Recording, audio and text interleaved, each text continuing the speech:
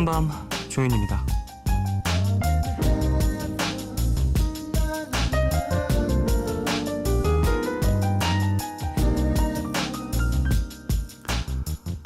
주변 사람들에게 유독 고마움을 느끼게 되는 날이 있죠. 평소였으면 그냥 무심하게 넘겼을 일도 표정은 물론 말 한마디까지 자세히 보고 듣게 되는 그런 날이 있는데요. 여러분은 주로 어느 때 그런 기분을 느끼시나요?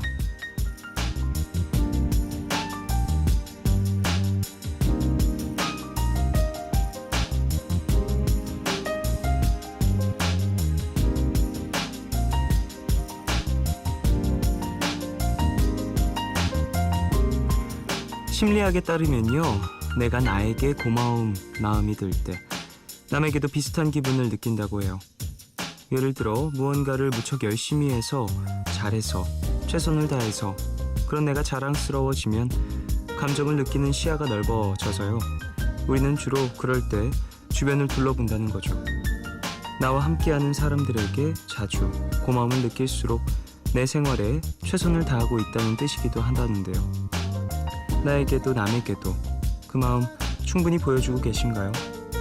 9월 3일 오늘과 내일 사이, 여기는 푸른밤입니다.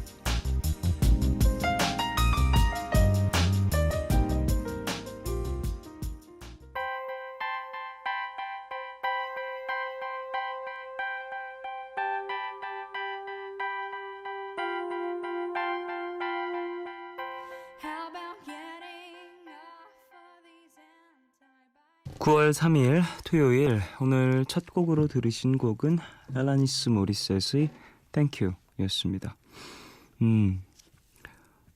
그래요. 주변인에게 고마움을 느낄 때 스스로에게도 만족해서 그런 걸 수도 있다라는 얘기를 오프닝에 전해드렸습니다. 이런 일 말고도 함께 만들어 나가는 무언가들 있잖아요. 그런 것들 잘 성사되고 나면 물론 내가 잘한 것도 잘 보이지만 누가 또 여기서 이렇게 잘해줬기 때문에 그 사람 덕분에 이렇게 또 이 프로젝트가 잘 마무리됐구나라는 생각도 들고 하는 것 같습니다. 사람이 살다 보면 부딪히는 사람들도 많이 있고 또 함께 무언가 일을 마무리해야 될 경우들도 많이 있어서 이런 마음이 드는 건 참 어찌 보면 좋은 것 같아요. 상당히 서로 으쌰으쌰 힘내자, 서로 칭찬도 하고 하면서 다음 일도 더욱더 좋은 능률을 보일 수도 있겠죠. 맞아요. 이렇게 주변 사람들을 잘 챙기고 또 그 사람들이 날 잘 챙겨주고 이런 게 되게 중요한 것 같다는 생각을 해봅니다. 일을 잘 끝내도 사실 이것만 끝내고 다신 보지 말자라고 생각이 드는 사람들이 있긴 하거든요. 예. 결국엔 다 사람과 사람이 만나서 하는 일이다 보니까 그럼에도 불구하고 일이 마무리가 잘 되고 또 이후에 또 돌아보면 진행할 땐 좀 힘들었어도 그때 그 사람이 이렇게 자기 주장을 잘 펼쳐줘서 그때는 좀 억지라고 생각을 하고 자기 고집을 안 꺾는다고 생각을 했었는데 결국엔 그 일이 맞았구나라는 생각이 또 들게 되면 그 사람과 또 다시 일을 할 수 있게 되고 뭐 그런 부분들이 있는 것 같습니다. 자, 오늘 토요일입니다. 미드나잇 스포일러 영화 전문기자 신기주 기자님 함께 하고요. 3부는 여러분의 이야기와 신청곡들로 채워지는 코너죠. 너의 얘기 그리고 푸른밤 준비되어 있습니다. 방송 중에 참여 원하시는 분들은 짧은 건 50원, 긴 문자와 사진 첨부 문자 100원이 추가되는 샵 8000번으로 사연 보내주세요. 무료인 미니 어플로도 참여 가능합니다. 푸른밤은 개념 플러스 유형, 마운티아, 자유투어 여행사, 유록스, 다우닝 산업, 한진관광, 기초영어 해커스톡, 경동 나비엔과 함께합니다.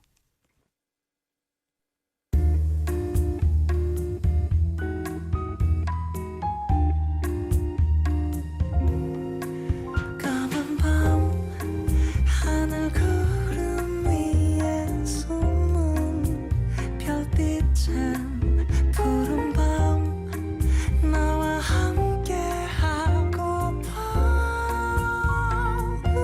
아름다운 이 길 again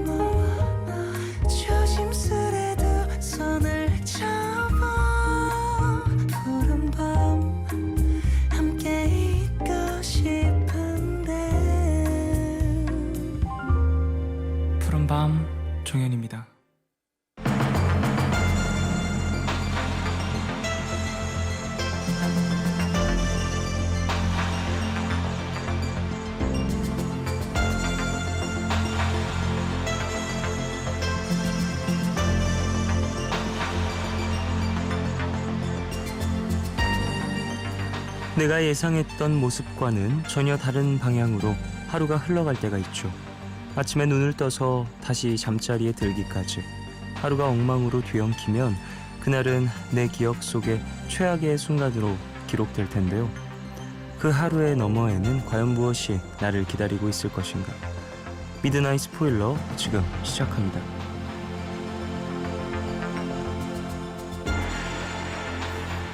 네, 영화, 경영, 경제, 건축 인터뷰 전문 기자님 신기주 기자 오셨습니다. 안녕하십니까? 어서 오십시오. 네, 안녕하십니까? 네. 오늘 그래요. 좋은 기자님. 하루 보내셨어요? 네. 저요? 어, 그냥 정신없습니다. 네, 저는 최악의 하루입니다. 아 왜요? 네. 왜 그런가요? 연애하면 최악의 하루예요. 네. 아 예, 네. 그렇군요. 어쨌든 네. 9월입니다. 9월. 9월이 왔어요. 하루하루 좀 어떻게 즐겁다가 최악이었다가 좀 그렇게 극과 극을 왔다 갔다 하시고 이게 계시나요? 보니까요, 연애를 하면 하루가 절반은 최악, 절반은 최고인데 점점 그쵸. 지금 마무리는 그냥 그럭저럭. 이 방송을 듣진 않으시죠? 조현 씨 팬이에요. 아니 네. 이렇게 말해도 돼요? 그럼 이거 최악이라고 연애에서 최악이라고 이렇게 말해도 되는 겁니까? 참. 그래서 마무리는 미드나잇 스포 아니다. 저 푸른 밤으로 푸르게 마무리하는 걸로. 알겠습니다. 자, 수습이 그래요. 안 된다. 힘들다. 네. 최악의 하루라고 말씀을 하셨는데 이 단어를 이 문장을 사용하신 이유가 있겠죠. 제가 소개할 영화가 최악의 하루이기 때문입니다. 네네. 네. 그 김종관이라는 감독 영화고요. 네. 김종관 감독은 저하고는 꽤 인연이 깊어요. 그러니까 예전에 시네마 천국이라고 EBS에서 오래 했던 방송을 같이 진행한 적도 있었고요. 네네. 그때부터 친하게 지냈는데 동네 밥 친구죠. 아 그래요. 가까이도 살고 계시고. 동네가 서촌이거든요. 네네. 네, 그러니까 지금 이 얘기를 하려고 얘기를 꺼낸 건데 최악의 하루의 배경이 서촌과 남산입니다. 아 그래요. 네. 근데 이 감독은, 그러니까 김종관 감독은 제가 정말 부러워하는 친구기도 해요. 왜요? 왜냐, 주변에 여배우들이 끊이질 않아요. 아유, 그러니까 말씀하시는 거예요, 사귄다 지금. 이런 뜻이 아니고요. 그러니까요. 네. 그런 뜻이 아니고요. 그냥 그 작업 환경이 그렇다라는 거죠? 네, 작업 예. 환경이라는 표현도 좀 이상하네. 직장. 네. 네. 하여튼 그 여배우들과의 어떤 커뮤니케이션이 굉장히 능숙합니다. 그러니까 시나리오도 그런 류들의 시나리오들을 잘 쓰는데요. 네네. 그러니까 말하자면 감정의 섬세한 내면을 그 디테일을 찾아가서 살짝 건드려 주는데 저 같은 남자들은 참 못해요. 제가 연애를 하면서 늘 최악의 하루가 되는 이유는 바로 그거죠. 아 그렇군요. 감정의 디테일을 자꾸 놓쳐. 그렇군요. 큰 그림을 그렸는데 왜 이 문제가 해결이 안 되느냐라고 얘기했지만 사실 여자들한테 이게 해결된 문제가 아니거든요. 그렇죠. 작은 거 하나도 이제 큰 그림을 완성하기 위해선 네. 그런 것들을 완벽하게 맞아 떨어져야 하는 거니까요. 저는 나라를 구했는데 네. 세계 평화를 해결했는데 네네. 왜 이 문제가 해결이 안 됐는지 저는 이해 못하지만 많은 남자들이 이걸 공감하실 거라고 생각해요. 역시나 그런 부분들이 좀 하지만 차이점이 김종관 있다. 감독님은 네. 제가 수년 동안 알아오면서 바로 그 여성적 섬세함을 갖추고 있어요. 그러니까 이 최악의 하루는 김종관 감독의 그 장점이 고스란히 드러납니다. 두 가지. 그래요? 여배우들과 커뮤니케이션에 능하다. 두 번째, 일상의 어떤 섬세한 감정의 디테일을 영상화시키는데 재능이 있다. 그렇군요. 이 두 가지가 최악의 하루에서 최고의 영화가 나옵니다. 그렇군요. 네. 좀 뭔가 섬세하고 뭔가 간질간질한 그런 영화가 될 것 같은데 그렇다면 장르는 어떤 장수는 우리 싫어하는 로맨틱 코미디. 이런 네. 로코군요. 로코입니다. 로코라니. 네, 정말 많이 웃긴데요. 사실 제가 이제 친구라고 얘기했으니 혹시 객관성이 떨어진다고 생각하시는 청취자분들을 위해서 저는 이 영화 저로선 절반 정도 이해할 수 있는 것 같아요. 무슨 얘기냐면 그 감성을 가진 이 사람들한테는 그러니까 툭 던지고 얘기를 끝내는 스토리를 푸는 사람과 그게 아니라 그 서로 주거니 받거니 이게 수다를 떠는 거죠. 어떤 이야기에 대해서 이것도 이랬대. 그럼 저쪽 가면 저것도 이랬대. 이런 감정도 있었어. 저런 감정도 있었잖아. 라고 하고 얘기를 정리하는 것과 그러니까 평소에도 그렇게 그러니까 이거는 그러니까 구태훈이나 제가 남여라고 얘기하지만 커뮤니케이션의 방식이 남성적인 것과 여성적인 것이 있을 거예요. 그러니까 제가 이제 늘 얘기하는 공감을 일으키는 어떤 여성적 방식이 있고 정보의 전달에 중점을 두는 남성적 방식이 있다면 저는 사실은 공감을 하려고 애를 쓰지만 그러나 사실 기본적으로 남성적 방식에 훨씬 익숙한 아재인데 반면에 주변에서 늘 그러니까 이런 거죠. 뭐 오늘 하늘이 예뻐 하나이라는 얘기 하나 갖고도 1시간에 떠들 수 있는 사람들이 있어요. 아, 그렇죠. 네, 저 정말 부러운데요. 오늘 하늘이 어땠는지 보지 못할 정도로 바빴던 사람들도 있을 것이고 맞아요. 신경을 안 쓰는 저 사람들도 같은 있을 남자 것이며. 아재의 경우에는 오늘 하늘이 예뻤다 하면 가을이 왔다. 다음. 가을이 오면 돈 나갈 때가 뭐 이러면 이제 완전히 이제 가을이- 애 아빠인 거고. 명절인데. 네. 이제 최악의 하루는요. 바로 네네. 가을이 하늘이 예쁘다는 걸 하나 갖고도 2시간 동안 영화를 만들 수 있는 사람들과 그 얘기를 갖고도 100시간 동안 떠들 수 있는 사람들의 관객들이 만들어 놓은 영화예요. 아, 그렇군요.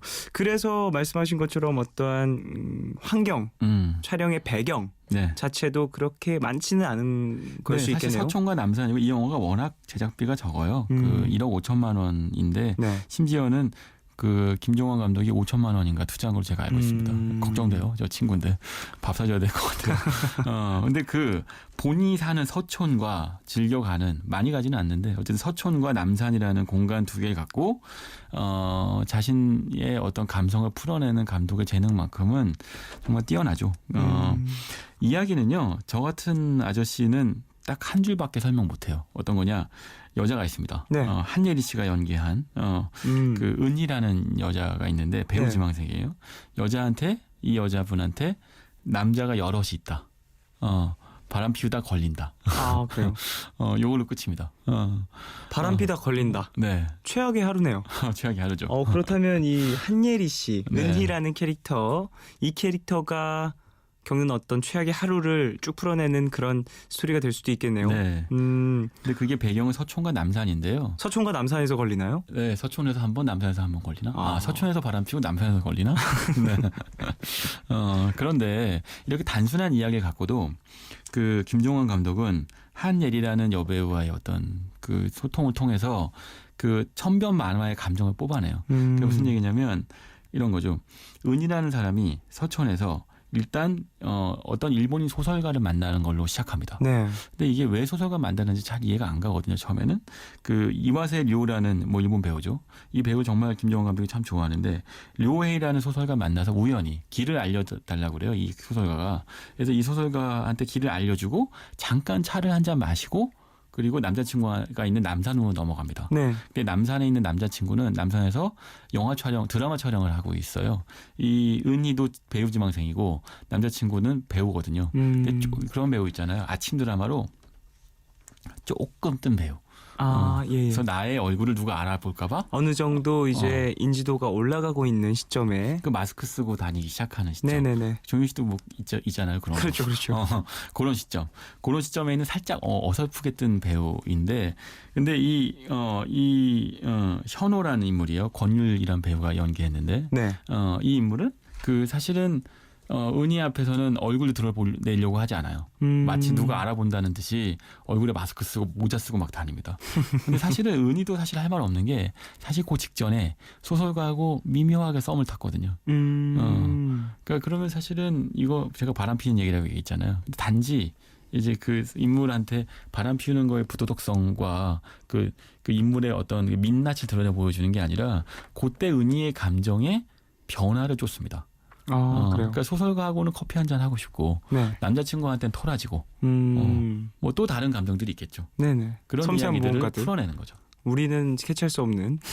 그런 섬세한 저는 뭐 어떤- 도저히 캐치할 수 없죠. 네, 네. 자, 일단 노래 듣고 와서 이야기를 좀 더 나누도록 하겠습니다. 라이너스의 담요의 Late Love 듣겠습니다.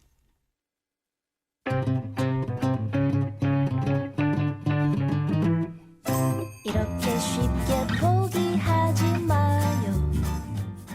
결국엔 당신은 라이너스의 담요의 Late Love 듣고 왔습니다. 자, 노래 듣는 동안 제가 살짝 받은 느낌은 이 네. 영화는 연애를 시작 혹은 하는 중에는 함께 보면 안 될 것 같다는 생각이 들었어요. 아, 네. 소재 자체가 네. 이미 뭐랄까 상대방은 모르는 나의 어떠한 감정의 변화를 숨기고 있는 영화고 거기에서 많은 재미를 또 이끌어낼 것 같다는 생각이 드는데 네, 일단은 무지무지하게 공감을 일으키는데요. 특히 남자보다 여성 관객들이 공감을 일으키고요. 주인공이 또 여성이다 보니까 좀 더 시점이 거기에 많이 맞춰졌을 수도 저는 있겠죠. 김정은 감독님이 하는 VIP 시사에 초대받아서 여자친구 같이 갔다가 아, 엄청 뜯겼어요. 저런. 일단 영화 상영하는 동안에 뜯기고 끝나고 나서 뜯겼는데 왜 뜯기는지 모르고 뜯기는 거 있잖아요. 그러니까 이게 왜냐면 딱 그 포인트. 남자들은 그냥 덮고 넘어가는 그 요소들을 여자들은 느끼는데 그 느끼는 바를 영화의 영상에서 보여줍니다. 아 그래요. 그러면 같은 영상을 보고도 누군가는 캐치 못한 것을 좀 더 섬세한 눈을 가진 자들은 이제 보고 알아내고 네. 그걸 또 이제 섬세하게 감정을 이입시키고 하다 보니까 나에겐 그냥 흘러갔던 영상인데 누군가에겐 상당히 공감이 가는 그런 영화가 될 수 있다라는 거겠죠. 예를 들면 이런 거예요. 그 은희가 이제 그 남자친구 만나러 남산으로 갔다고 했잖아요. 네. 이게 제작비가 많이 적어서 그 배경을 서촌하고 남산에 국한시키고 걸으면서 스펙타클이 일어나는데 근데 여기서 이제 은희가 남자친구를 만나러 갔다가 남자친구가 드라마 촬영 때문에 치사하게 굴죠. 얼굴에 마스크 쓰고 모자 쓰고 좀 떴다고 그러다가 이제 어처구니 없는 실수를 합니다. 정말 뭐랄까 요 얘기까지는 해도 되는 거구나. 그 은희잖아요, 여자친구가. 네네네. 근데 유경아라고 부릅니다. 예, 여기서 이 영화의 소개는 여기까지만 듣도록 하겠습니다. 끝났습니다. 남자가 잘못했어요. 남자가 여자가 이겼습니다. 남자가 잘못했어요. 근데 자 여기서 미묘한 지점이 있어요. 제가 이 얘기까지 하면 될 것 같은데 네. 그런데 당연히 은희라는 한예리 씨는 기분 나쁘죠. 당연히 나쁘죠. 당연히 나쁜데 이게 무슨 여기서 이제 짓이야. 남자친구 뭐라고 하냐면 극 중에 내가 상대 배우의 배우가 뭐 유경이라는 둥 되게 말도 안 되는 얘기를 거기다가 합니다. 또 핑계를 대기 근데 시작했군요. 문제는 그 은희도 사실은 그러니까 배우 지망생이고 아직 이른바 시체말로 못 떴어요. 유명해지지 않았지만 이 남자 배우는 지금 유명해지려고 하잖아요. 놓치고 싶기는 아깝죠 조금. 나한테 몰두하고 있는 것 같진 않지만 그러나 놓치긴 아깝고 그렇게 해서 뭔가 손해보는 듯 하면서도 남산까지 찾아왔어요. 네. 그러니까 그 전에 괜찮은 약간 썸 타는 것 같은 길을 알려주는 소설가 만나서 교감이 좀 있긴 했는데 그러나 뭐 말도 잘 안 통하고 일본 말도 잘 못하고 그러니까 그냥 잠깐만 하고 온 거죠. 네. 그러니까 이 은이라는 인물도 남자친구라는 그 이 현오라는 이 배우한테 사랑은 하지만 그러나 떳떳하지 못한 거네요. 그렇죠. 뭔가 생각은 많은 거죠. 그러니까 이 남자가 나한테 몰두하고 있지 않은 것도 알고 있지만 놓치기 싫고 모른 척하고 있고 남산에 가서 만났고 그런데 갑자기 유경아라고 불렀으면 이 순간에 한번 터트려줘서 풍선이 터졌네요. 길을 한번 죽여주고 네네. 이제 주도권을 잡아야 할 필요가 있는 거죠. 이런 식의 감정의 변화들이 디테일하게 다 그려져 있어요. 보통 로맨틱 코미디라고 하면 웃기기만 하죠, 사실은. 그리고 대부분 남자가 여자의 마음을 뺏기 위한 맞아요. 여러 가지 거무술수를 부리는 지고지순하다거나 여기서는 그 어떤 밀당이라고 하는 감정들이 세분화되어서 그려지는데요. 그런데 문제는 또 은희가 그리고 나서 이제 현우한테 기분이 나빴겠죠, 남자친구한테. 네. 그리고 나서 남산에 앉아서 햇살을 맞으며 우리 그러면 이제 너무 좋은 풍경이 오면 SNS에 올립니다. 올리면 안 되는데 왜? 그 SNS 위치를 남산에 있어요 이렇게 올렸더니 왜 있느냐? 거기에. 그 한 남자가 또 찾아옵니다. 은희 찾아다니는 한 남자예요. 그 한 남자는 소설가인가요? 그 남자는 또 소설가도 아니고요. 제3의 남자. 저럴 수가. 이게 뭐야? 유경이 찾아온 것도 아니고. 유경이라 불러서 화나서 사진을 찍어서 SNS에 올렸더니 사실은 남자친구 만나는 사이에 몰래 잠깐 만났던 어떤 또 남자가 찾아온 거죠. 정말 막장이네요. 너무 재밌네요. 최악의 하루네. 네. 너무 재밌다. 그 남산길을 이 김종관 감독이 선택한 이유는요. 이거래요. 남산길에 그거 아세요? 퇴로가 없대요. 퇴로가 도망갈 저도 곳이 그건 없다. 몰랐는데 일단 한번 산책을 시작하잖아요. 저도 네. 걸어봐서 아는데 끝까지 다 걸어야 돼요. 도망갈 방법이 옆으로 네, 빠질 없습니다. 길이 없다라는 옆길이 거군요. 별로 없어요. 그러니까 길 하나가 다 이어져서 굽이굽이 이어지기 때문에 일단 은희는 남산에 들어선 순간부터 앞뒤로 꽉 막혀 있는 거죠. 앞에서는 배우 남자친구가 있고 네. 뒤에는 잠깐 바람 폈던 남자가 쫓아오고 도가니든 쥐인 네. 거군요. 영화에 보신 분들은 이제 운철인데요. 네. 이게 이혼남이에요. 음. 근데 그 운철이라는 이혼남이 은희를 얼마나 괴롭히는지를 보면서 많이 웃으셨을 텐데 그 연기란 배우가 이희준이란 배우입니다. 이희준 배우가 나와서 나중에 등장하는 순간마다 웃겨요. 아 그래요. 은희가 퇴로도 없는 남산에 갇혀 있거든요. 그래서 그러면서 점점 최악의 하루로 몰려가는 장면을 보면 까르르 웃게 되죠. 그렇군요. 자, 광고 듣고 와서 얘기를 좀 더 이어가도록 하겠습니다. NBC FM for you.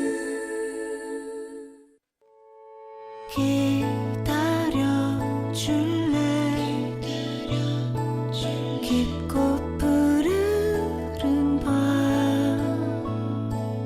하루의 고단함 내가 다 안아줄게. 푸른밤 종현입니다. 네, 영화 최악의 하루에 대해서 얘기를 나누고 있습니다. 흥미진진한데요. 일본인과 살짝 미묘한 교류를 갖다가 현재 남자친구를 만나러 갔는데 전 남자친구가 쳐들어왔습니다. 네. 그럼 어떻게 되나요? 궁금해 죽겠는데. 퇴로가 없다고요. 어떻게 됐냐고요? 최악의 하루. 그래서 제발 남산에서 내려가고 싶은데 남산을 못 떠나. 음. 이 은희라는 배우는. 근데 여기서 한 가지 흥미로운 거요. 구성은 이와세 류오가 연기한 류헤이라는 소설가예요. 이 소설가는 영화의 초반에 서촌에서 잠깐 우연히 마주친 다음엔 이 여배우 그러니까 한예리 씨가 연기한 은희하고 별로 마주칠 일이 없거든요. 그런데 이 류헤이가 보내는 하루도 최악 중에 최악입니다. 아 그래요. 그러니까 예를 들면 일본의 소설가예요. 번역이 돼서 한국어로 번역돼서 한국에 출판 기념회를 하려고 왔어요. 그렇군요. 근데 왠지 그 출판사 사람이 일본어에 능숙하긴 한데 사기꾼 같아. 서촌에서 출판 기념회 하려고 사람들을 모았으나 최악의 하루죠. 콘서트 하려고 모였는데 2명 왔어. 근데 알고 봤더니 그 2명도 잘 모르겠어요. 이상하게 소설을 읽었는지 안 읽었는지 알 수 없는. 그러니까 이 소설가가 보내는 하루도 묘하게 은희의 하루와 겹쳐서 교집합처럼 최악으로 치닫고 있죠. 그래요. 근데 이게 은희는 그 하루에서 벗어나려고 하다가 그물에서 더 복잡하게 얽히는 반면에 노예란 인물은 그냥 덤덤하게 그 하루를 받아들입니다. 그러면서 이런 얘기를 해요. 이 소설가는 어떤 면에서 보면 김종관 감독 본인을 표현하는 것 같기도 한데, 극 중에서 이 소설가의 소설을 보면 이런 표현이 나와요. 이상하게 그 소설가 요에이라는 이 소설가의 소설은 극중 인물을 최악의 상황에 몰아넣고 구해주지 않는다. 사실 이 김종원 감독이 하고 있는 거와 비슷하죠. 네네. 그러니까 근데 왜 그럴까?인데 그 소설가의 대답은 심드렁해요. 사실은 그거는 그렇게까지 복잡하게 생각한 내용이 아니라는 대답을 하거든요. 그게 무슨 얘기냐면 이 인물들 하나하나가 최악으로의 상황에 빠져들지만 그러나 그 상황에서는 또 나름대로의 어떤 길을 찾고 자신의 어떤 돌파구를 찾게 되는 거겠죠.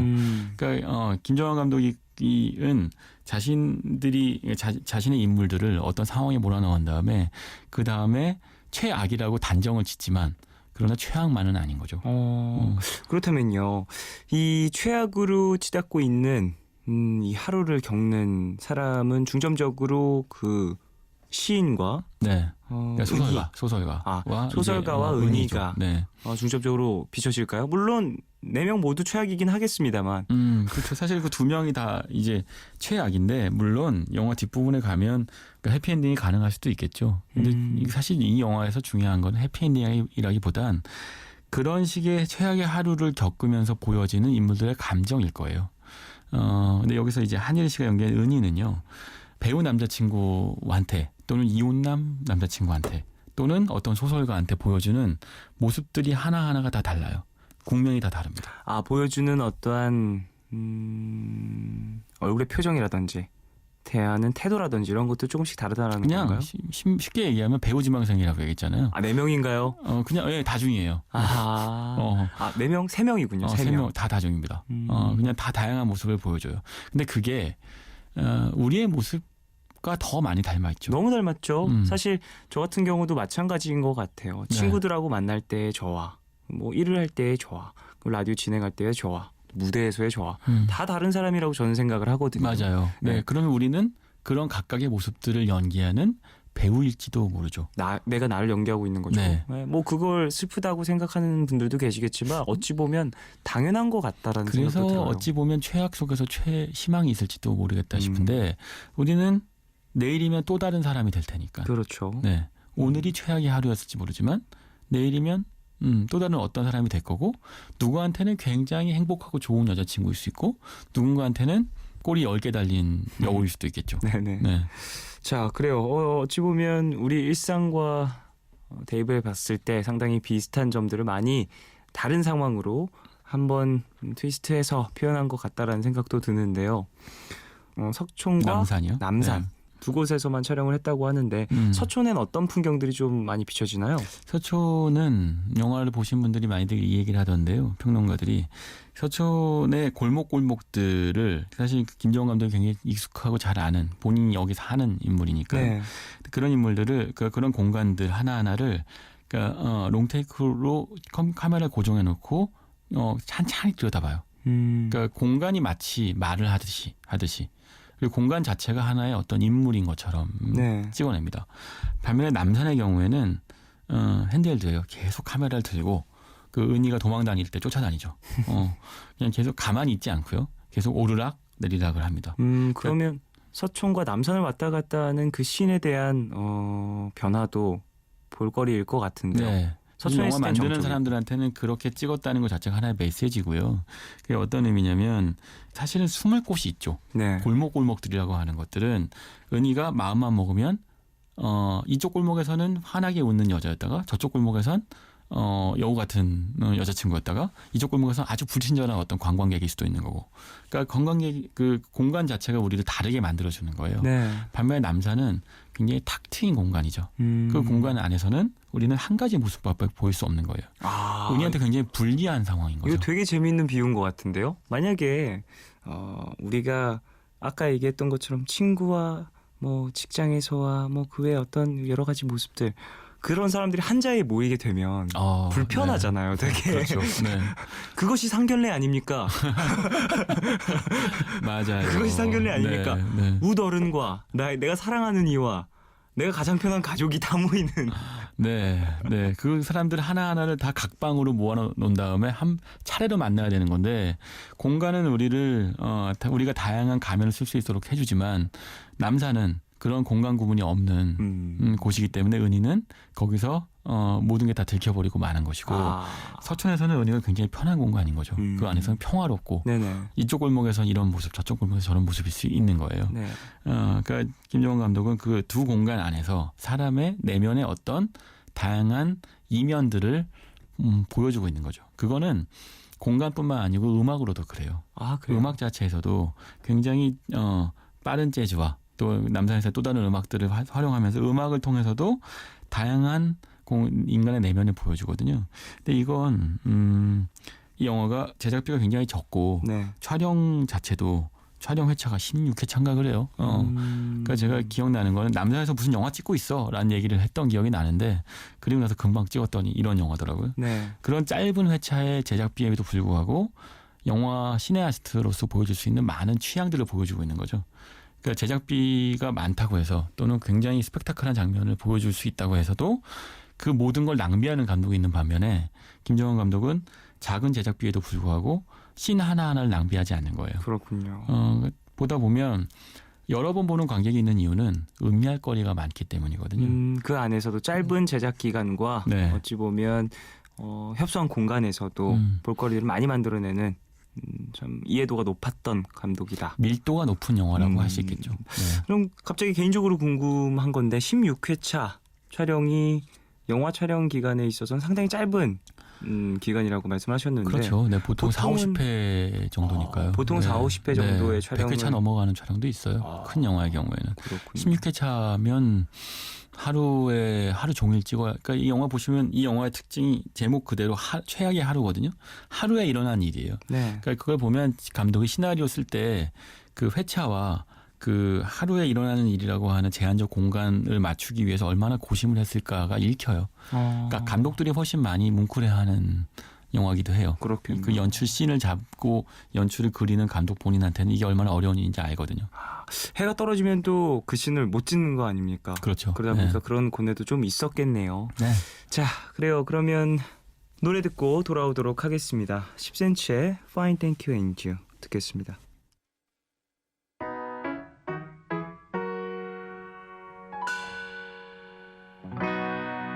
너의 얘기를 들었어. 너는 벌써 30평에 사는구나. 10cm의 Fine Thank You and You 듣고 왔습니다. 자, 영화 최악의 하루에 대해서 쭉 이야기를 나눴는데 또 나눌 어떤 이야기가 있을까요? 사실 이 영화 보신 분들 대부분이 홍상수 감독 얘기를 많이 할 수밖에 없어요. 그러니까 홍 감독님이 씬을 찍는 대부분의 영화들이 연애 이야기고 네. 연애 이야기에서 그래요. 바람피다 들키거나 유혹하다 실패하거나 뭐 대부분의 그런 일들 안에서 드러나는 인간감의 본연의 적나라함 이 홍상수 영화의 특징이잖아요. 네네.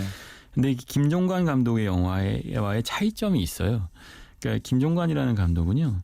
그러니까 그렇게 인물을 의 속내를 들여다 보여주면서도 애정이 있어요. 그러니까 홍상수 영화에서 보면 뭐 지금은 맞고 그때는 틀리다. 또는 뭐 잘 알지도 못하면서 같은 영화들을 보면 드러나는 것들은 그러니까 여기서 이제 지금은 맞고 그때는 틀리다 해서 이제 감독이 유부남 감독임에도 불구하고 네네. 노골적으로 대시를 하죠. 그러면서 이제 처음에 그러니까 핵심은 이거 아니에요. 그러니까 그 내가 유부남이고 아이가 있다는 걸 밝히고 대시했을 때 하는 게 맞았을까? 아니면 숨기고 했을 게 맞았을까? 를 갖고 상황에 따라서 이제 네네네. 표현을 해내죠. 그러니까 그 두 가지 상황에서 보여주고자 하는 것은 뭐 어떻게 하면 옳았을까 글렀을까가 아니라 그 안에서 사람이 늘 내 선택에서 적나라하게 이렇게 했으면 어떤 선택이 옳았겠구나. 그 내가 원하는 욕망이 있을 때 네. 욕망 때문에 어떤 거짓말도 서슴지 않는 거죠. 어떻게 거짓말하는 게 나한테 유리할지 고민하는 것이지 거짓말할지 말지 고민하는 게 아니에요. 이미 거짓말하기로 마음은 정해져 있고요. 원하는 건 욕망이 있으니까요. 네네네. 그걸 쟁취하기 위해서 도덕적인 것들은 다 내려놓는 그 인간의 패부가 있죠. 네. 반면에 최악의 하루에서의 그 은희는 선의의 거짓말이라고까지는 할 수는 없는데 그냥 우리가 그 일상생활 살면서 할 수 있는 내 자신의 합리화 정도인 거예요. 그 은희가 정말 인간의 밑바닥을 보여주는 인물은 아니라는 거죠. 오치 거꾸로 얘기하면 굉장히 평범한 인물인 거예요. 그냥 필요에 따라서 조금씩 거짓말하고 네. 조금씩 합리화하고 그냥 내가 행복하려고 이랬잖아. 라는 정도의 합리화 정도면 충분한 거죠. 극적인 어떤 상황이라든지 감정의 표현 자체도 그렇게 끝으로 가진 않는다라는 이야기일 수 있겠네요. 그러니까 홍상수 감독 영화를 좋아하는 관객들한테는 김종관 감독의 최악의 하루가 그렇게 최악은 아닐 거예요. 그냥 좀 장난스러운 네. 좀 상당히 많은 해프닝이 있었던 날 이 정도로 기억이 될 수도 있겠다. 네. 근데 반면에 홍상수 감독 영화를 좋아하는 관객들이 원하는 그 인간 밑바닥의 저열함은 없죠. 정말 욕망 앞에서 울고불고 자지러지는 인간의 모습을 보여주죠. 그래서 그리고 제일 마지막엔 너희도 다 그래. 아니면 더 정확하게는 나도 저렇다라는 걸 인정할 수밖에 없게 만드는 인정할 때까지 끝까지 밀어붙이는 게 홍상수의 이 영화라면 김종관은 우리를 그렇게 밀어붙이는 영화가 아닌 거예요. 이게 아니라 어느 정도까지 그 감정에 공감하고 나면 그냥 자유롭게 놔주죠. 나하고 닮은 부분이 있지만 그러나 어느 순간 그 인물한테 동정을 하거나 또는 저 인물이 퇴로가 없는 남산길에서 좀 빠져나가줬으면 좋겠다라는 생각이 들게 만들죠. 어찌 보면 그 역할을 연기하고 있는 배우에게 좀 감정이입이 많이 되어서 뭐 잘못한 걸 알고는 있지만 그래도 이 상황을 어떻게든 못 면했으면 좋겠다라는 그렇죠. 그러니까 잔인한 건 아닌 거예요. 네. 홍상수 감독 영화는 잔인해요. 사실 어떤 면에서 보면 그걸 웃음으로 또는 우리의 어떤 자화상으로 그러니까 무마하고 있지만 어찌 보면 가장 잔인한 영화거든요. 네. 하지만 최악의 하루는 제목과 달리 잔인하지 않습니다. 그렇군요. 근데 또 하나 비교할 영화가 그 리차드 잉클레이터 감독 네네. 영화예요. 그러니까 비포 선셋, 선라이즈 이런 영화들 보면 거기서도 연애에서 일어나는 수없이 많은 자잘자잘한 적나라한 감정들이 드러나죠. 그런데 링클레이터 감독 영화의 특징은 그게 결국은 지나치리 많지 미화돼 있어요. 로맨스거든요. 결국은 우리가 다 적나라하게 감정을 드러내 보이지만 그렇게 하고 나면 너무 솔직해서 사랑이 이루어질 거라고 믿는 거죠. 그러니까 이런 거죠. 진실을 얘기해주면 믿어질 거라고 착각하는 것. 네네. 그러니까 내 감정을 솔직하게 고백하면 그러면 그래 나도 그랬어라는 얘기가 돌아올 거라고 믿는 것. 그게 리차드 링클레이터의 영화 세계라면 홍상수는 아니죠. 정반대로 그렇게 솔직하게 얘기할 것이냐 아니면 말 것이냐 갖고 계산하는 게 우리의 속내라는 것이고 김종환 감독은 그 사이 어딘가에 있어요. 그 사이에서 솔직하게 이 모습을 드러내진 않았으나 그러나 들키죠. 들킬 경우에 물론 망신상하고 최악의 하루를 맞게 되지만 그러나 그게 오늘 하루이고 내일은 또 다른 나의 모습이 있을 수 있다는 얘기를 하게 되는 거죠. 그렇다면 최악의 하루 이 영화 같은 경우에는 그래도 내일이 있는 거잖아요. 그렇죠. 다른 감독들의 네. 영화는 내일이 없어요. 내일이 없단 말이에요. 너무 없어. 그래, 내일이 없는 것처럼 이거 무슨 영화 대사인데요? 내일이 없는 사람 아저씨? 네. 전 근데 내일을 살고 싶습니다. 그렇기 때문에 개인적으로 더욱더 뭔가 웃으면서 즐겁게 볼 수 있는 영화는 최악의 하루일 것 같다는 생각이 드네요. 네, 그러니까 이 뜻밖에도 굉장히 반응이 좋은데요. 그 이유가 사실 영화를 거창하고 비싼 영화들을 많이 본 관객들한테는 단조롭게 느껴질 수도 있는데도 말씀드린 것처럼 밀도가 높아요. 그래서 이런 영화를 수백만 관객이 좋아하진 않겠죠. 하지만 이 영화를 좋아하는 팬들은 분명히 생길 수밖에 없는 영화고 그래서 김종환 감독의 다음 영화를 기대하게 만들 수 있는 영화이긴 할 거예요. 이미 이 김 감독은 다음 영화를 촬영한 상태거든요. 아 그래요? 그 영화 역시도 참 여배우 복이 있어요. 아 그렇군요. 여배우들과 커뮤니케이션이 잘 되는 감독이라니까요. 좋은 여배우들과 같이 찍은 영화입니다. 좋은 여배우들이 이 시나리오를 선택한 이유도 있겠죠. 네, 되게 정확하게 지적하셨는데 사실은 한국 영화계 안에서 지금 남성적 시나리오는 넘쳐나요. 테스토스테론이 막 넘치죠. 뭐 저도 다루겠지만 밀정, 부산행, 이런 영화들 여배우가 여배우로서의 역할을 할 수 있는 영화가 많지 않아요. 그러니까 그런 시나리오들이 이 제작사한테 많지 않고 또 역설적으로 그러니까 감독들이 그런 시나리오 많이 쓰지 않습니다. 그런 식의 어떤 여배우 특유의 감성적인 연기와 감정의 어떤 간지러움과 관객과의 공감대를 일으키는 표정과 그 한예리 씨의 연기를 보면 한예리 씨의 그 100만 가지 얼굴이 다 나오거든요. 네네. 그러니까 여배우한테 굉장히 매력적인 모습인데 그렇게 여배우들의 장점을 뽑아낼 수 있는 시나리오도 없고 연출자도 없어요. 김종관이라는 감독은 그 길을 가고 있죠. 잘 멋진 연기를 보여줄 수 있는 멋진 시나리오를 또 써주는 거겠죠. 그게 사실은 그 제작자 입장에서 보면 그 크게 돈이 되는 시나리오가 아닐 수도 있거든요. 네. 하지만 분명히 보고 싶은 관객이 있고 그 김종관의 인물을 연기하고 싶은 배우가 있는 거예요. 그건 굉장히 중요한 포인트죠.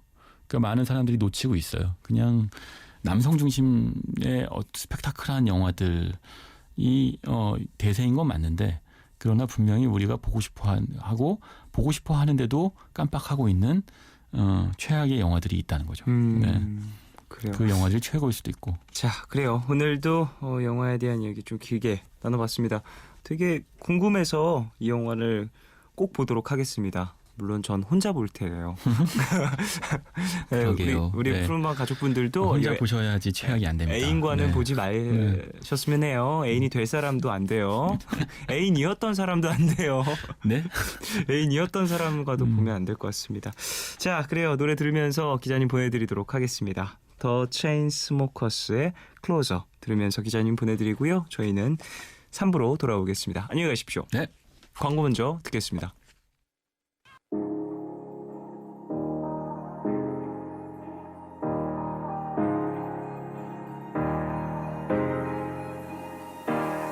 Hey, I was doing just fine before I met you. I drink too much and that's an issue.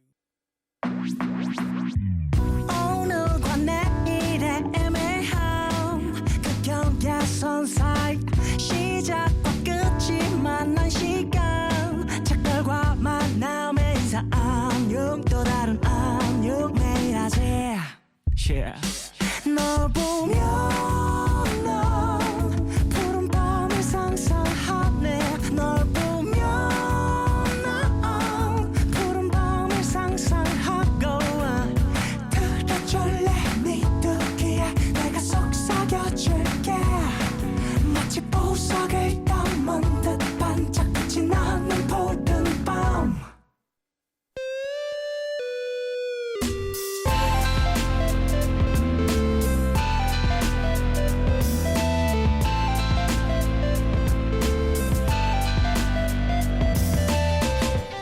푸른 밤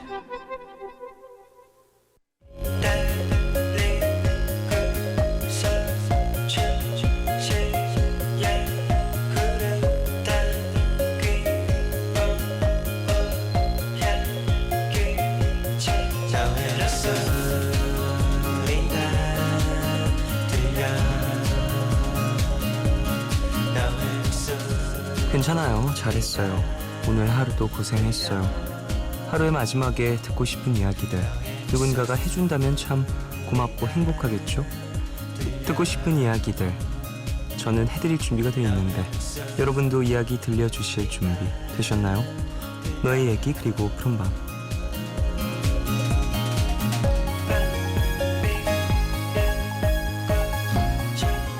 이 시간 참여 원하시는 분들은요 푸른밤 홈페이지 사연과 신청곡 게시판에 글 남겨주시면 되고요 손편지는 서울시 마포구 성암로 267 MBC 라디오 푸른밤 앞으로 보내주시면 됩니다.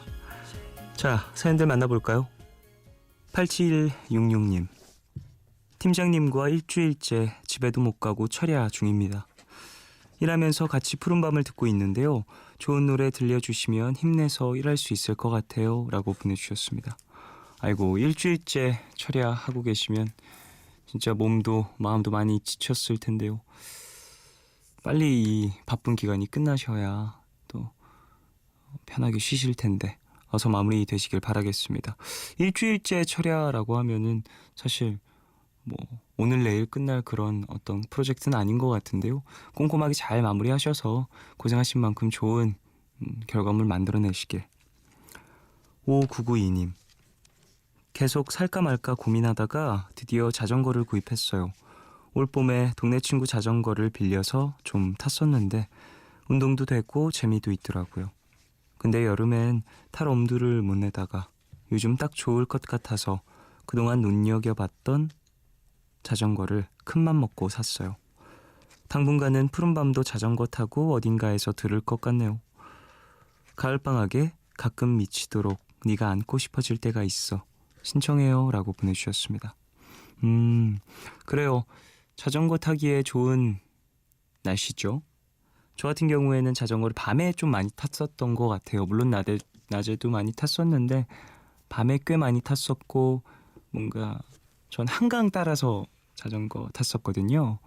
따라 타면은 되게 뭔가 여유로운 기분도 들고 하루 종일 바빴다가도 그때만큼은 좀 나를 위한 어떤 시간 같기도 하고 풍경도 바라보면서 마음을 좀 다스렸던 기억이 듭니다. 사연자분도 건강도 그리고 마음도 잘 챙기시길 바라겠습니다. 가을방학에 가끔 미치도록 네가 안고 싶어질 때가 있어 5992님 신청곡이에요. 듣고 올게요.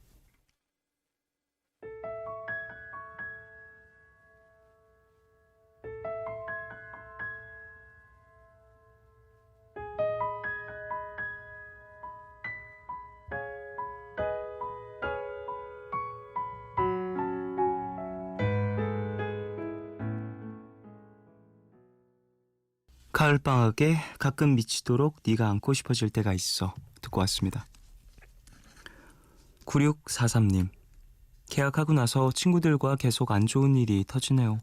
너무 억울하고 눈물도 나고 최악이었는데 마음이 약해지니까 몸도 약해졌는지 감기까지 걸렸어요. 처음에는 자책하다가 나중에는 남 탓도 해봤는데 둘 다 마음 불편한 건 똑같네요. 울어도 안 풀리고 너무 답답할 땐 뭘 해야 되는 걸까요? 우효의 테디베어 라이지스 신청해요 라고 보내주셨습니다. 나의 답답함을 푸는, 나의 스트레스를 푸는 방법을 한 가지씩은 갖고 있는 게 참 좋죠. 하지만 그걸 또 모두가 갖고 있는 건 아닌 것 같아요. 그리고 시기에 따라서 그 스트레스 해소법이 조금씩 변화하기도 하고요. 사람에 따라서. 글쎄, 운동이나 취미 생활을 하시면서 푸시는 분들이 대부분이신 것 같고, 거의 이런 것들은 일상 속에서 쌓이는 스트레스를 한 주에 한두 번의 운동으로 해소하시는 분들도 많이 있는데, 이렇게 갑자기 큰 일들이 몰려와서 걱정이 쌓였을 때는 좀 특별한 행동을 하는 것도 나쁘지 않은 것 같아요. 지금 당장 생각나는 건 여행이라든지 그 외에 나를 위한 쇼핑이라든지 이런 것들이 될 수도 있을 것 같은데, 꼭 이런 어떤 행동 말고도 나만의 시간을 갖는 방법들을 한번 고민해 보시면 좋지 않을까라는 생각이 드네요. 저 같은 경우엔 좀 그럴 때 저는 무언가를 사는데요, 날 위한 물건을 사거나 그러진 않고요, 선물할 물건이라든지 그런 편이긴 한 것 같아요. 그러면서 스트레스가 갑자기 좀 확 풀린 그런 기분이 좀 듭니다. 김민주님, 무더운 날씨에 지쳐 하루하루를 보냈는데 시간 참 빨리 가네요. 어느새 곧 수능이 다가오고 있어요. 시간이 갈수록 불안하기도 하고 오만 가지 생각이 드는데 오늘도 불안한 마음 달래러 푸른밤을 찾아왔습니다. 신청곡은 존박의 네 생각입니다. 그래요. 민주씨, 수능 준비 중이신 것 같아요. 마무리 잘하셔서 좋은 성적 내시길 바라겠고요. 사실 많이 더워서 앉아서 자리 지키기 힘드셨을 텐데 그것도 이겨내셨으니까 조금은 날씨도 좀 마음의 어떤 무거운 짐 같은 것들도 조금은 환경이 나아졌길 바라겠습니다. 6124님, 부산에 사는 유치원 7년차 주임교사입니다. 요즘 밤낮이 바뀌었는지 이 시간이 되어도 잠이 잘 안 오네요. 지난 토요일이 남자친구와 사귄 지 5년째 되는 날이었는데 그동안 항상 제 옆에 있어줘서 고맙고 사랑한다고 전해주세요 라고 보내주셨습니다. 그래요. 축하드리고요. 5년째라니 오랫동안 또 연애를 하셨네요. 앞으로도 예쁘게 연애하시고 유치원 7년차 주임교사님이시라고 하는데 아침 일찍 나가셔야 하지 않나요? 푹 주무셔야 할 텐데 조금이라도 꼭 눈을 붙이고 나가시길 바라겠습니다. 이게 되게 중요한 것 같더라고요. 잠을 자는 버릇을 또 들여야 되는데 이게 불면증이 시작이 되다 보면은 밤을 새고 나가고 이런 경우들이 누적이 되면 되게 몸도 그렇고 습관도 안 좋게 들어서 조금이라도 눈을 붙이시길 바라겠습니다. 우효의 테디베어 라이지스 9643님 신청곡이고요. 존박의 네 생각 김민주님 신청곡입니다. 두 곡 듣고 올게요.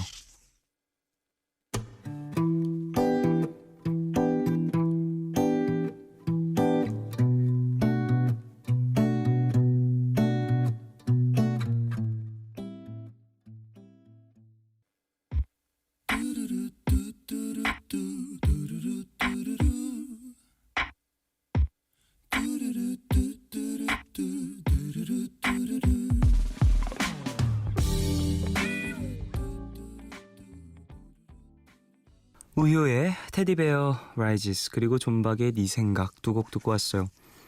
4920님, 어제 회사 동료랑 반차를 내고 일찍 퇴근해서 커피도 마시고 서점도 갔다가 코인 노래방에 갔어요. 저희 빼고 다 중고등학생들만 있는 것 같았지만 꿋꿋하게 10곡을 부르고 나왔답니다. 오랜만에 소리를 질렀더니 스트레스도 확 풀리는 것 같고 회사 근처에 있으니 종종 가야겠어요 라고 보내주셨어요. 코인 노래방. 요즘에는 보통 노래방보다 코인 노래방이 많은가요? 저는 저 어렸을 때는 오락실이라든지 이런 곳에 이제 코인 노래방이 3-4개 들어가 있었고 그냥 노래방 혹은 게임하는 게임방들 PC방 말고도 이제 비디오 게임 할 수 있는 그런 곳들도 많이 있었고 했는데 저는 거의 오락실에서 코인 노래방 많이 갔던 것 같아요. 저는 오락실 가면 항상 그 총게임, 제가 가는 오락실에는 이 저격하는 게임이 있었어요. 스나이퍼 총게임이었는데 보통 권총을 땅땅땅땅 쏘면서 이제 장전하면서 뭐 좀비를 잡는다든지 아니면 어떤 튀어나오는 화물통을 깨부순다든지 그런 것들 많이 했었는데 저는 좀 저격 총게임을 많이 했어가지고 갑자기 코인 노래방 얘기를 하니까 그게 생각이 나네요. 그래요. 나이가 성인이 되어도 물론 이런 것들을 또 즐길 수 있으니까 너무 그렇게 눈치 보지 마시고 가끔 스트레스가 쌓이시면 한번 찾아가서 한번 풀어주시길 바라겠습니다. 3787님 28살에 모쏠에서 탈출해서 첫 연애를 시작한 친구가 연애 8개월 만에 실연을 당했어요. 너무 힘들어해서 친구들이랑 파티룸을 예약해서 같이 시간을 보냈는데요. 아마 그 남자는 귀 엄청 간지러웠을 거예요. 내 친구가 얼마나 착하고 예쁜데 이런 애를 놓치다니. 평생 후회할 거라고 흥이라고 전해주세요. 크러쉬 자이언티의 그냥 신청합니다 라고 보내주셨어요. 그럼 친구의 역할이죠. 이런 것이. 또 내가 실현을 당해서 힘들면 또 나의 친구가 날 도와주는 것이고 그 아픔에서 벗어날 수 있도록 나에게 힘을 주는 것이고 그런 거니까 서로 좋은 관계 잘 유지하시면서 헤어졌을 때는 내 친구 편 들어주는 게 좋죠. 좋은 사람 만나길 바라겠습니다. 사연자분의 친구분도. 크러쉬와 자이언티의 그냥 3787님이 신청하신 이 노래 듣고 오겠습니다. 내가 안쓰러워 보여 인사하는 거라면 크러쉬와 자이언티의 그냥 듣고 왔습니다. 3944님 전 여자친구가 생각나는 밤이네요. 가끔 예전의 사랑이 그리울 때 종현 DJ는 어떻게 하세요? 연락해보고 싶은 마음이 들기도 하지만 막상 연락해서 무슨 말을 해야 할지 자신이 없네요. 그냥 목소리만 듣고 바로 끊을까요? 휴 라고 보내주셨습니다. 그래요. 뭐 이런 마음이 드는 날이 있죠. 있을 수밖에 없죠. 사람인데. 근데 글쎄 뭐 3944님이 어떻게 만났고 어떻게 헤어졌는지를 또 몰라서 제가 뭐 저의 연애 이야기를 해드리는 건 또 맞지 않다고 생각을 해가지고요. 사람마다 좀 다른 것 같아요. 그리고 어떻게 만났냐에 따라 되게 많이 다른 것 같아서 두 분만의 어떤 호흡을 잘 이어가셨으면 좋겠어요. 그 뭐 헤어졌다고 해서 그 어떤 연애의 모든 호흡 뭐 이런 것이 다 끊어지다고 생각하지는 않거든요. 저는. 그러니까 이전에 되게 차분하게 잘 연애를 했었는데 헤어지고 나서 되게 안 좋은 호흡으로 고통스러운 연애였다라고 생각이 들게 되는 경우들도 있잖아요. 그 나중에 연애가 끝난 게 아니죠. 사귀는 게 끝나고 헤어져서 뒤에 좀 밤늦게 전화하고 술 먹고 막 되게 안 좋은 모습 보이고 뭐 이러다 보면 서로 되게 안 좋은 기억만 남게 돼서 좋았던 어떤 연애의 기억마저도 좀 기억하고 싶지 않게 되는 경우들이 있는데 그렇게는 안 됐으면 하네요. 3944님이 어떤 연애를 해오셨고 그 연애에 좀 허용할 수 있는 수치를 좀 잘 가늠해 보시길 바라겠습니다. 그리고 대부분 싫어합니다. 전화하고 끊는 거. 대부분의 사람들은 좋아하지 않아요. 대부분이요. 뭐 물론 모두가 똑같이 연애하는 건 아니니까 예일 수도 있다라는 거. 남혜민님 25년 인생 처음으로 귀를 뚫었어요. 학교 다닐 때에는 엄마가 반대하셔서 못했고 20살 넘어서는 제가 겁이 나서 못 들었는데요. 귀걸이를 하면 좀 더 예뻐 보인다는 말도 있고 요즘 뭔가 변화를 주고 싶기도 해서요. 눈 꼭 감고 뚫었는데 생각보다 아무렇지도 않아서 놀랐어요. 그리고 첫 번째 귀걸이는 제가 저한테 선물을 했는데 두 번째 귀걸이는 좋아하는 사람에게 받고 싶네요. 듣고 싶은 노래가 있어서 신청해요. 크랩 코러스의 몬스터 매쉬 부탁해요 라고 보내주셨습니다. 그래요. 귀 뚫으셨다고요.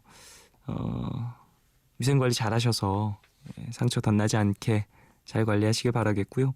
저도 귀를 한 몇 군데 뚫어서 어떤 마음인지 잘 이해를 합니다. 그리고 최근에 좀 제가 귀걸이를 바꾸러 샵에 들렀다가 한 곳 더 뚫을까 이 욕망이 막 올라왔는데 겨우겨우 참았어요. 아직은 그래도 날이 더워서 막 가끔 그런 생각 들 때 있어요.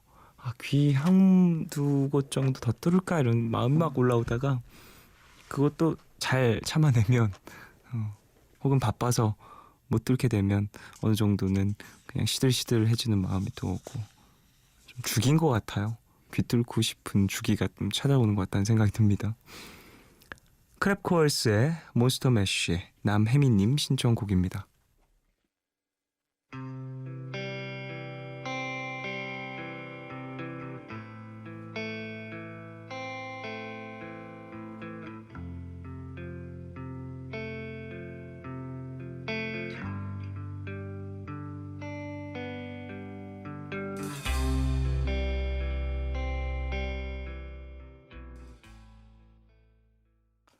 크랩코얼스의 몬스터 매쉬 듣고 왔습니다.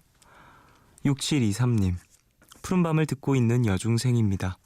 어른들은 학생이니까 한눈 팔지 말고 열심히 공부를 하라고 하시는데 제 주위를 보면 모두 커플들 뿐인 건 왜일까요? 저는 중학교 들어와서 누굴 사귄 적도 없는데 부러워요. 박경 박보람의 보통 연애 들려주세요 라고 보내주셨습니다. 중학생이군요. 요즘에 그렇게들 많이 만나나요? 저는 중학교 때 학교 내에서 이제 커플들인 친구들이 그렇게까지 많지는 않았는데 고개 돌리면 다 커플은 아니었는데 심지어 저는 남중에서 더 그랬을 수도 있겠네요. 애인이 있는 여자친구가 있는 저희 친구들이 몇 없었어요. 물론 있긴 했습니다만 그렇게 많진 않았던 것 같은데 뭐 예전과 지금과 또 다를 수 있고 학교마다의 또 분위기가 또 다를 수 있으니까 근데 뭐 부러워서 애인만 두고 그런 건 아닌 것 같아요. 나한테 맞는 사람 나타나면 그때 연애 시작하는 거죠. 뭐 6723님도 잠시만 기다려보시게 사랑이 찾는다고 오는 게 아닙니다.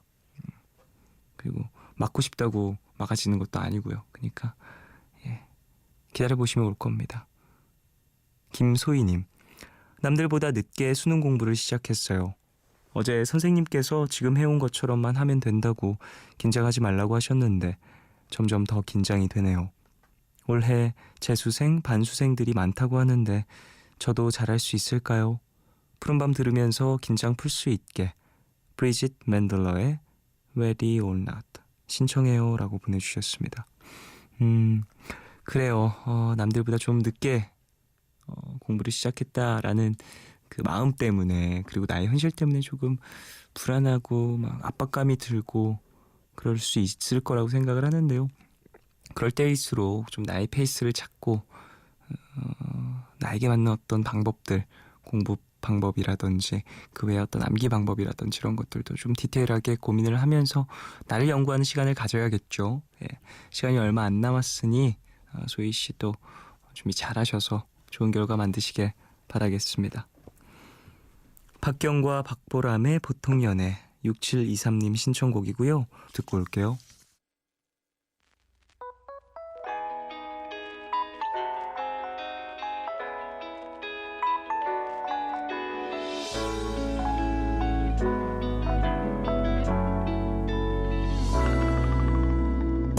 새로운 사람 흥미가 생길 것 뻔하디 뻔한 말 박경 박보람의 보통 연애 듣고 왔습니다.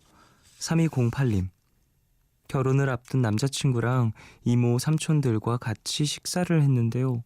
삼촌들이 저 어렸을 때 아기를 다 끄집어내서 하시더라고요. 제가 엄살이 심해서 양쪽 팔 다 잡고 번쩍 들어주면 팔 빠진 것 같다고 징징대다가 사탕 주면 갑자기 아픈 팔로 아무렇지도 않게 받았다는 둥 그런 흑역사 얘기들이요.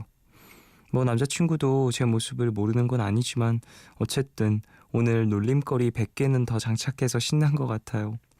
노영심의 별걸 다 기억하는 남자 신청합니다 라고 보내주셨어요. 가족들과 함께하면 이런 얘기들 참 많이 하게 되는 것 같아요. 저 같은 경우에도 이제 친척들 막 모이고 하면 되게 오랜만에 만나는 경우들이 있어서 그럴 때마다 저 어렸을 때 얘기들 뭐 이런 얘기 좀 전해 듣는데 제 친척들이 외가 쪽이 다 누나들 뿐이거든요. 동생 한 명 있는데 그 동생도 여자예요. 그래서 다 이제 누나였고 형 한 명 있었는데 잘 못 봤었어요. 예, 그랬었는데 주변에 거의 다 누나였어가지고 뭐 그 친척 누나들 다 모이고 하면 참 재밌는 얘기들 많이 나옵니다. 어렸을 때 제가 막 누나들 따라다니면서 했었던 뭐 고무줄 놀이라든지 공기 놀이라든지 뭐 남자 어린 친구들도 많이 하긴 하지만 저는 남자 친구들이 하는 그 공놀이라든지 뭐 그 외에 뭐 좀 뭐랄까 활동적인 그런 것들 어릴 때 거의 안 했거든요. 그게 저는 저 개인적인 어떤 성격상 움직이는 걸 별로 안 좋아해서인가 보다라고 생각을 했는데 지금 돌이켜 생각해 보면 자란 환경 탓은 아닌가라는 생각을 좀 해봅니다. 지금 전 그런 걸 더 좋아했어요. 집에서 하는 공기 놀이라든지 아니면 뭐 보드 게임 뭐 그런 것들 더 좋아했고 뭐 어렸을 때부터 그런 걸 더 많이 해서 익숙해서 그런 걸 수도 있겠네요. 노영심의 별걸 다 기억하는 남자 3208님 신청곡입니다. 듣고 올게요. 나를 처음 본 게 정확히 목요일이었는지 금요일이었는지 그때 귀걸이를 했는지 안 했었는지 노영심의 별걸 다 기억하는 남자 듣고 왔어요. 서희경님, 이제 곧 지옥의 월요일이네요. 매주 돌아오는 시간인데 참 익숙해지지 않는 시간이에요. 오늘도 내일도 위로받을 수 있게 한희정의 내일 들려주세요 라고 보내주셨습니다. 참 월요일이 오는 거 두렵기도 하고 싫기도 하고 예. 누군가한테는 참 기다려지는 날일 수도 있겠지만 대부분 힘들어 하죠. 일을 시작하고 좀 휴식에 익숙해질만 하면 피로가 조금 풀리나 싶으면 또 월요일이 돼서 다시 피로가 쌓이는 것 같은 그런 기분이 듭니다. 다들 힘냅시다. 예, 이경 씨도 힘내시고 저도 힘내고 또 내일도 잘 마무리하고 모이면 되겠죠. 한희정의 내일 서희경님 신청곡입니다. 듣고 올게요.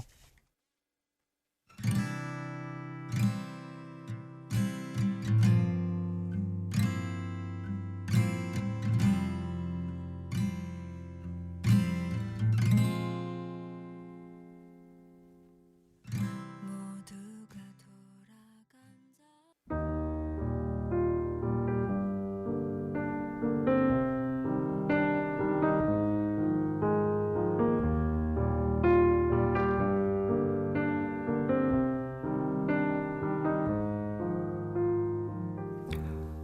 내일 너에게 푸른밤의 마지막 시간은 내일을 시작하는 여러분께 드리는 곡으로 준비하고 있죠. 오늘 들려드릴 곡은 에릭 클랩튼의 레일라입니다. 에릭 클랩튼의 곡 중 가장 유명한 곡이 아닐까 싶은데요. 페르시아 시인이 쓴 12세기의 시로부터 영감을 얻었다고 해요. 실제 레일라의 모델은 에릭 클랩튼의 친한 친구였던 조지 해리슨의 부인이었던 패티 보이드였죠.